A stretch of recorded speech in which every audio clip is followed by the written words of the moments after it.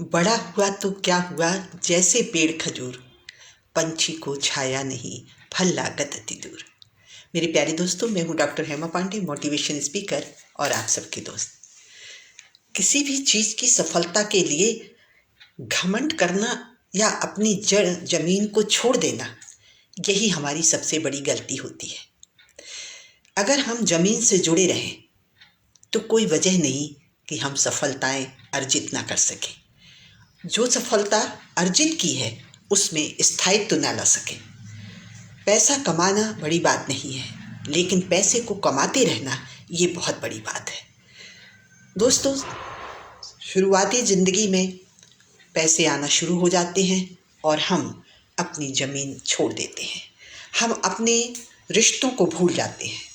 हम उन कृतज्ञ होने की जगह उनके शिकवे शिकायतें शुरू कर देते हैं और यही कारण बनता है कि हमारी प्रगति कुछ दिनों में धीमी हो जाती है। दुनिया भर के तमाम कामयाब लोगों को देखें आप, कितना झुक करके, कितना रुक करके और नॉर्मल एटीट्यूड उनका होता है। जितना बड़ा आदमी होता है उतना ही झुक कर आपको से बात करता है। उन्हें पहचानना मुश्किल हो जाता है। अजनबी अगर हैं तो ऐसे में छोटी सी नौकरी मिल जाने पर, छोटा सा अकाउंट में पैसा बढ़ जाने पर हम अपने आप को ही भूल जाते हैं, अपने माता पिता को भूल जाते हैं। ये वो चीज़ें होती हैं जो हमारी प्रगति के राह में बाधक हो जाती हैं। एक नदी ने अकड़ते हुए कुएं से पूछा, मैं कितनी बड़ी नदी और तू कितना छोटा सा कुआं। कुएं ने मुस्कुराते हुए कहा, बहन ठीक कहती हो, भटकाव में और ठहराव में कुछ तो फर्क होता ही है।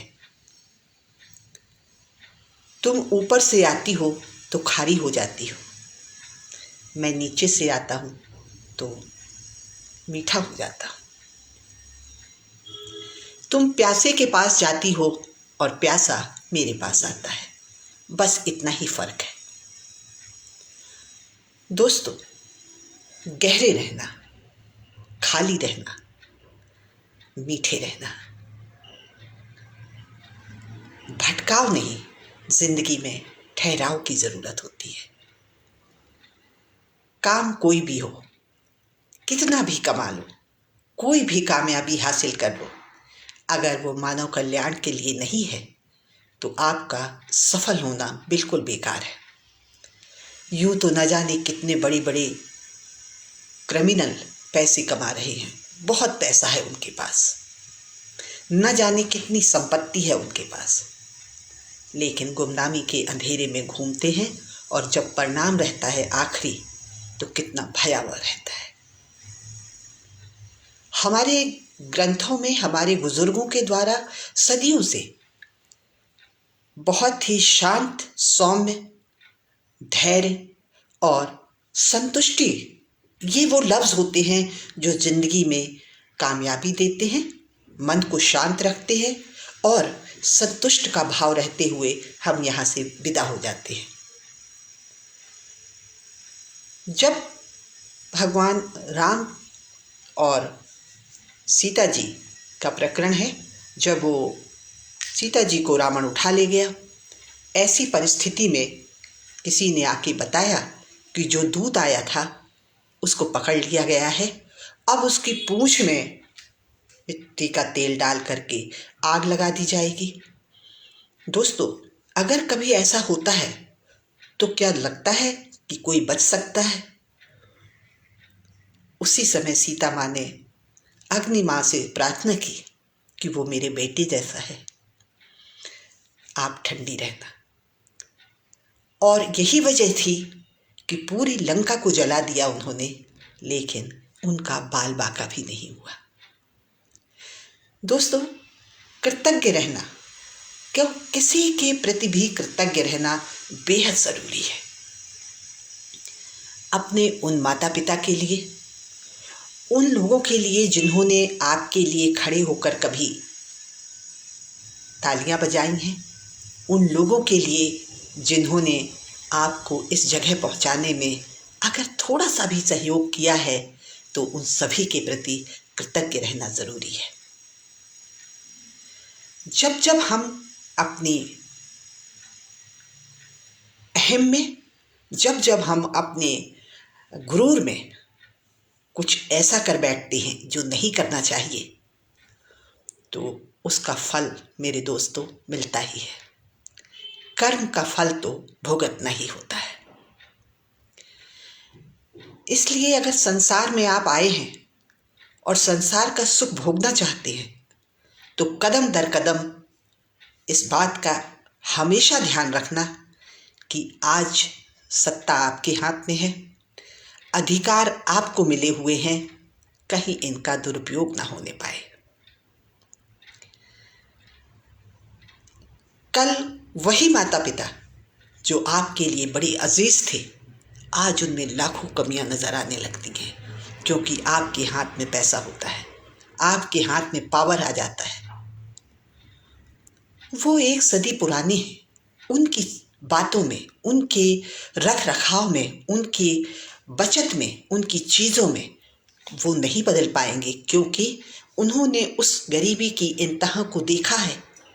तो वो आपको टोक भी सकते हैं, रोक भी सकते हैं।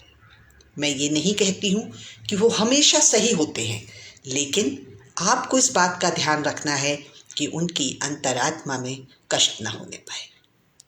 उन गुरुओं के लिए जिन्होंने अपने बच्चों को, दूध पीते बच्चों को छोड़कर आपके लिए क्लास अटेंड की है, आपको पढ़ाया है, चाहे वो वेतन की वजह से ही हो। ठंड, गर्मी, सर्दी, बरसात में वो आपके पास आई हैं, शिक्षा दी है। उन सभी गुरुओं के प्रति कृतज्ञ रहना चाहिए। उन पड़ोसियों के लिए जो कभी मुसीबत में आपके लिए खड़े हुए हैं। ये कृतज्ञता अपने आप में दोस्तों बड़ी गजब की चीज़ है। जब जब हम दूसरों के प्रति थैंक्सफुल होते हैं तो निश्चित तौर पर हमारा अपना गुरूर कम होता है, ख़त्म होता है। और इसीलिए हमारे संस्कारों में झुककर पैर छूने की जो परंपरा है वो यही सिखाती है और हमें नम्र बना देती है। अपने से छोटों को प्यार, अपने से बड़ों के प्रति सम्मान, और उसके बाद आप हर वो कदम उठाइए अपने सुख, ऐश्वर्य और खुशी के लिए। आज की जो मांग है आप बिल्कुल करिए, लेकिन जो कुछ आपको मिला है वो सिर्फ आपकी वजह से नहीं, वो आपके अपनों की प्रेयर की वजह से, आपके अपनों का आशीर्वाद समझकर उसे आप मान के चलेंगे अगर, तो वो स्थायी बन जाएगा। क्योंकि पैसा तो बहुत कमाते हैं, हजारों रुपए कमा करके भी हम 10 नहीं बचा पाते हैं, और 100 रुपए कमा कर भी हम 10 बचा लेते हैं। इसका मतलब है कि हमारी बुद्धि, विवेक तभी स्थिर रहेगी जब हम में झुकना हमने सीखा होगा। और मज़ेदार बात तो तब होती है जब हम जाने अनजाने जो करते हैं, हमारी आने वाली पीढ़ी धीरे धीरे सीख जाती है। ये वो चीज़ होती है दोस्तों जो हम देश के लिए, समाज के लिए और परिवार के लिए छोड़ जाते हैं। हम तो चले जाते हैं, लेकिन हम उन चीज़ों को छोड़ जाते हैं जिनसे हमारे समाज के संस्कार बनते हैं। पैसा तो बहुत आएगा दोस्तों, लेकिन अगर आपके बच्चे में संस्कार नहीं है, आपके बच्चे में कृतज्ञता नहीं है, आपके बच्चों में बड़ों के प्रति सम्मान नहीं है, तो ऐसे परवरिश का क्या फ़ायदा। एक बार रुके, भागम भाग वाली ज़िंदगी में थोड़ा ठहरे और देखें कि कहीं हमसे कुछ गलती तो नहीं हो रही है। बहुत जल्दबाजी और कुछ भी कहना, कुछ भी सुनना, कुछ भी देखना, ये हमारे लिए घातक हो सकता है। आखिर सदियों पहले लिखे गए ग्रंथों में जो लिखा हुआ है, हमें उन्हें अध्ययन करना चाहिए, हमें उनकी समरी सुनना चाहिए, हमें अपने बुजुर्गों की बात सुनना चाहिए, क्योंकि जाने अनजाने हमें ये वो सिखा जाते हैं जो हमारी आने वाली पीढ़ी के लिए वरदान हो जाते हैं। चलते चलते बस इतना ही कहूँगी, यही है ख्वाब चंद उम्मीदें, इन्हीं से बहल सको तो चलो। किसी के लिए राहें कहाँ बदलती हैं, तुम खुद को बदल सको तो चलो। दोस्तों, बदलाव ज़रूरी है, कुछ तो बदलना होगा। जो नहीं बदल रहे हैं वो अपने आप को ख़त्म कर रहे हैं। बदलाव समाज का, प्रकृति का नियम है। प्रकृति खुद भी बदलती है, इसलिए बदलते रहिए समय के साथ, उम्र के साथ, अनुभवों के साथ। अपने आप को बदलिए, सीखिए, सिखाइए और संस्कार परोसिए। नमस्कार, जय हिंद, जय भारत।